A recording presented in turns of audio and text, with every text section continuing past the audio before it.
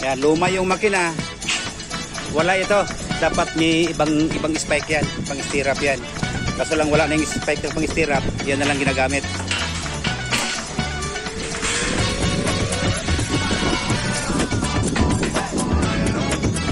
Yan, papaliin na yan.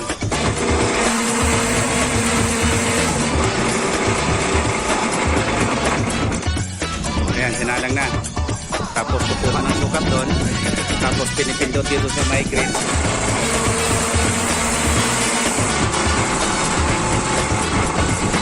28 mm na bakal.